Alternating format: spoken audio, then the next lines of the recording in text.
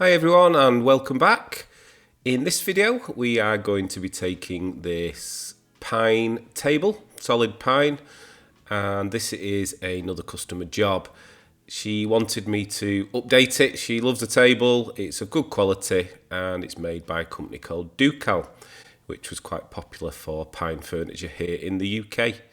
She just wanted this updating. She didn't like the yellowy pine and the heavy knotting, and that is what I'm going to do in this video. So as you can see there's quite a few dings and scratches. Obviously pine is a softwood, so over the years, and it's a dining table, so over the years it's sort of accumulated a lot of minor damage, so we'll be getting rid of that as well. This is an extending table, so it was a bigger job than originally it might look, although I did know it was extending, and obviously the extension piece in the middle there needs to have the same treatment as the rest of the table. So sit back, enjoy, relax, and thanks for watching.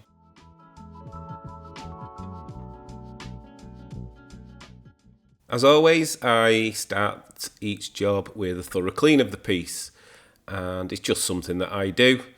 You don't always have to do it, especially if you're stripping, but it's just something I do. Just use a degreaser spray and some clean water.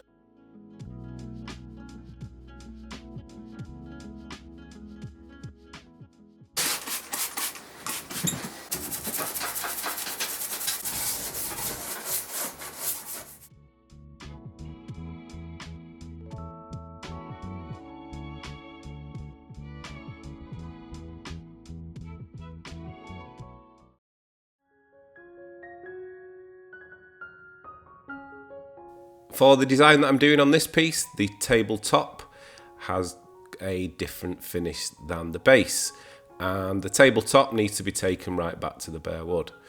So all I'm doing here is I'm trying to determine the best method of removing the existing top coat. So I started off with a scraper. I then looked at how easy it would be to come off with a sander, and then I decided to use paint stripper on it.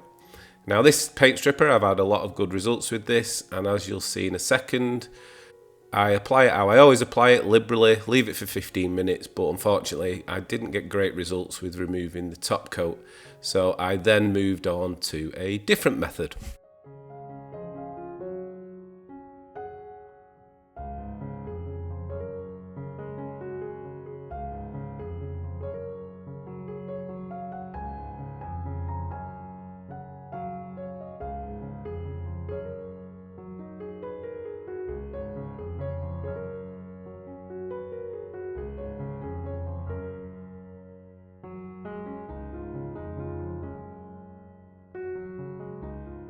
I don't generally like to use 80 grit or lower sandpaper. I find that the coarse sandpaper, especially on softwoods, can leave swirl marks no matter how careful you are. However, in this case, it was a good method for removing the existing top coat. So that's what I did. Initially going with the coarse sandpaper, and then I will go over it with a finer grit just to remove any of those swirl marks made by the coarse grit.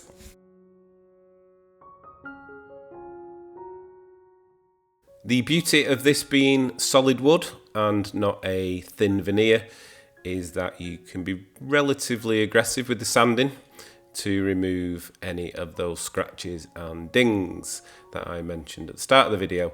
And that's what I'm doing here, just using the 80 grit to get rid of that, and then it's on to the 120 grit just to smooth out any of those coarse sanding marks.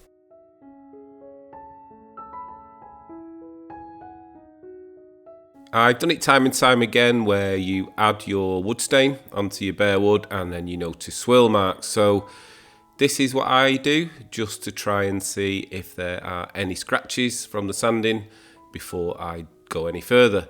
So I'll just turn the main light off, use a small LED light and go over it carefully just to look for any swirl marks. Any I find, I just mark with the pencil and then go back over with the sander. Fortunately, I'd done a good job of the sanding here and there were no swirl marks to be found.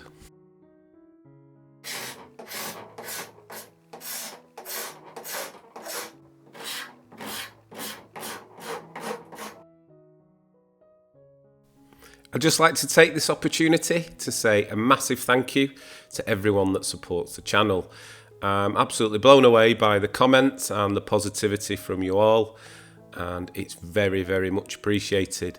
If you'd like to see the channel grow further, one of the best things you could do so YouTube can recognise that you like what I do is to click the thumbs up button. You can also hit the notification bell to ensure that you don't miss any of my future videos.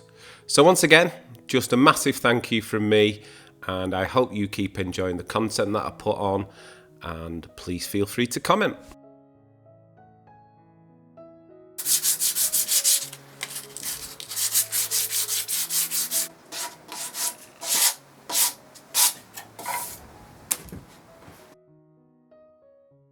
As you can see from the bottom section of the table, it's only been given a scuff sand, it's not been taken back to the bare wood, and that is because we are going to paint it. So before we paint it, we just need to make sure all the dust is removed.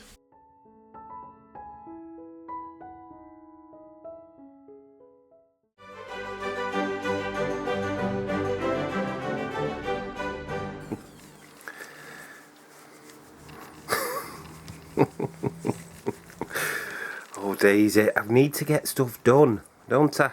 Hey? I can't be entertaining you. Don't stop. Oh dear, oh dear.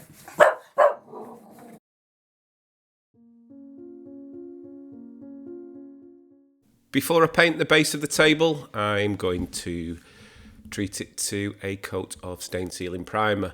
I have moaned in other videos about the price of this primer, that I wouldn't buy it again, and I didn't. This was just what I had in stock. So prime it, and then once it's dry, just smooth that primer off prior to painting.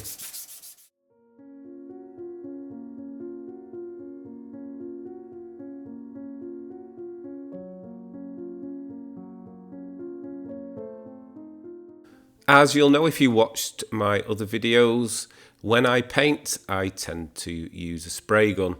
And the reason for that is that I just like a smooth finish. I'm not keen on brush strokes. And even though, you know, I can use a brush and get very minimal brush strokes, I just find spraying a lot nicer. And especially on a piece like this, it's a lot easier.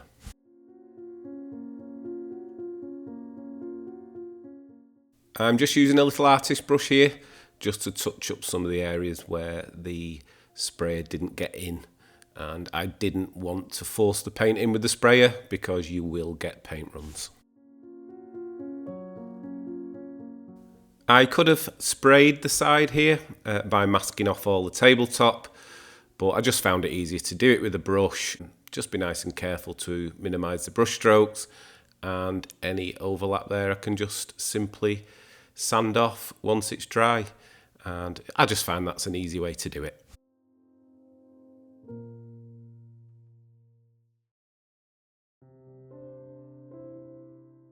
Right, so it's on to doing the tabletop, which I previously sanded back to the bare wood. So all I'm doing here is just removing any of the excess dust with a vacuum and with some white spirit.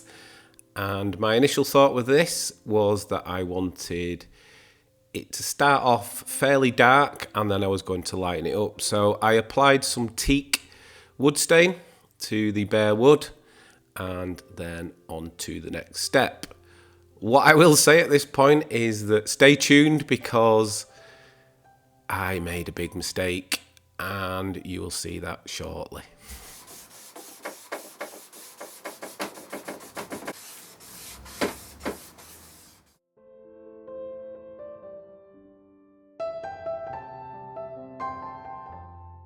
After the stain had dried, I wanted to give it a paint wash effect over the top by using some light grey paint and some water. And this is just a case of simply mix it together, apply it to the wood, and then wipe it back with a cloth.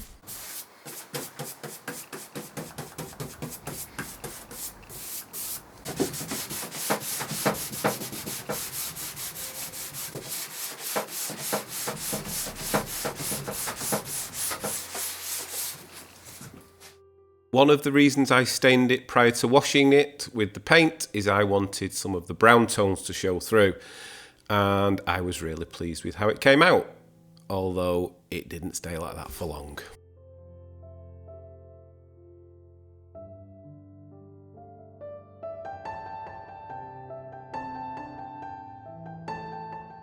So for the top coat, I'm going to protect it with some water-based poly, and this is my go-to from Polyvine called Decorator's Varnish, and it's simply a case of put it in the gun and apply it to the top.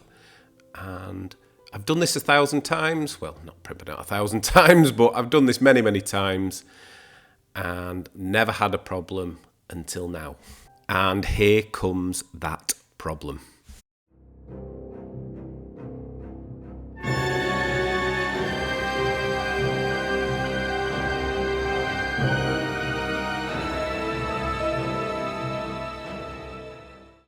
As you can see, something went wrong here. I think it was either I didn't let the stain dry long enough and it's leached through the paint wash into the top coat, or I applied the top coat too thickly.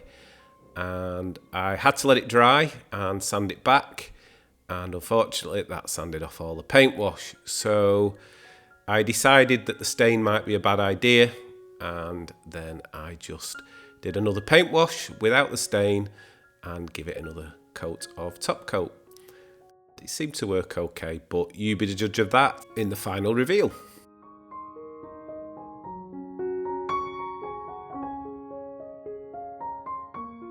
I could have quite easily edited that out just so you think that everything I do is spot on, but it's definitely not. And if you do know for definite why it happened the way it did, if you could let me know in the comments, that would be great. And hopefully you'll like the end result coming now.